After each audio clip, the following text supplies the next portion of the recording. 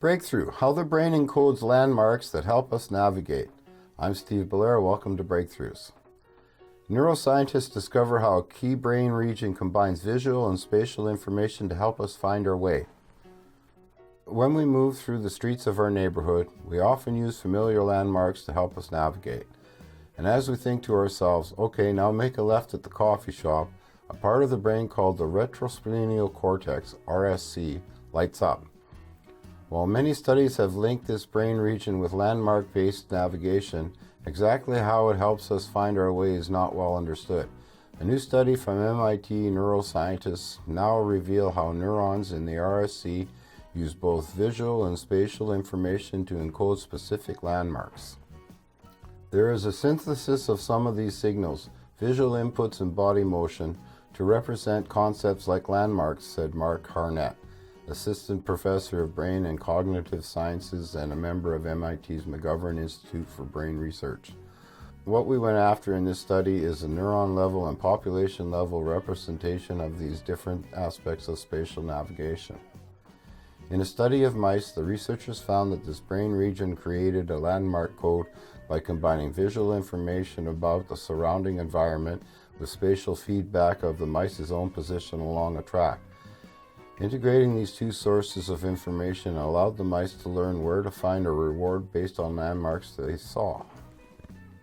We believe that this code that we found, which is really locked to the landmarks and also gives the animals a way to discriminate between landmarks, contributes to the animal's ability to use the landmarks to find rewards, said Lucas Fisher, an MIT postdoc and the lead author of the study.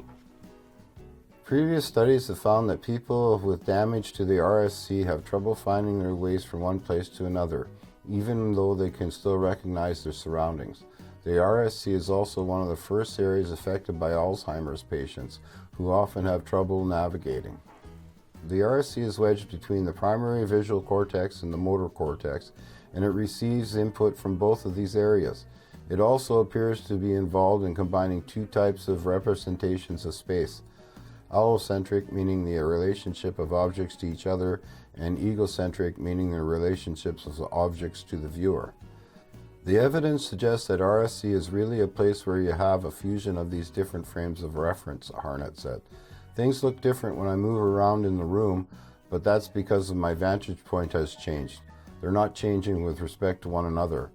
In this study, the MIT team set out to analyze the behavior of individual RSC neurons in mice, including how they integrate multiple points that help with navigation. To do that, they created a virtual reality environment for the mice by allowing them to run on a treadmill while they watched a video screen that makes it appear they are running along a track. The speed of the video is determined by how fast the mice run. At specific points along the track, landmarks appear, signaling that there's a reward available at a certain distance beyond the landmark. Mice had to learn to distinguish between two different landmarks and learn how far beyond each one they had to run to get the reward. Once the mice learned the task, the researchers recorded neural activity in the RSC as the animals ran along the virtual track.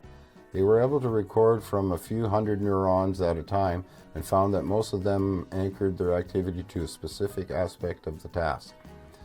There were three primary anchoring points: the beginning of the trail, the landmark, and the reward point. The majority of the neurons were anchored to the landmarks, meaning that their activity would consistently peak at a specific point relative to the landmark, say 50 centimeters before or 20 centimeters after it. Most of the neurons responded to both of the landmarks, but a small subset responded to only one or the other. The researchers hypothesized that those strongly selected neurons helped the mice to distinguish between the landmarks and run the correct distance to get the reward. When the researchers used optogenics, a tool that can turn off neuron activity, to block activity in the RSC, the mice's performance on the task became much worse. The researchers also did an experiment in which the mice could choose to run or not while the video played at a constant speed, unrelated to the mice's movement. The mice could still see the landmarks, but the location of the landmarks were no longer linked to a reward or to the animal's own behavior. In that situation, RSC neurons did respond to the landmarks, but not as strongly as they did when the mice were using them for navigation. Further experiments allowed the researchers to tease out just how much neuron activation is produced by visual input, seeing the landmarks, and by feedback on the mouse's own movement. However, simply adding those two numbers yielded totals much lower than the neuron activity seen when the mice were actively navigating the track. We believe that is evidence for a mechanism of nonlinear integration of these inputs, where they get combined in a way that creates a larger response than what you would get if you just added up the two inputs in a linear fashion. The researchers now plan to analyze data that they've already collected on how neuron activity evolves over time as the mice learn the task. They also hope to perform further experiments in which they could try to separately measure visual and spatial inputs into different locations within the RSC neurons. Very nice.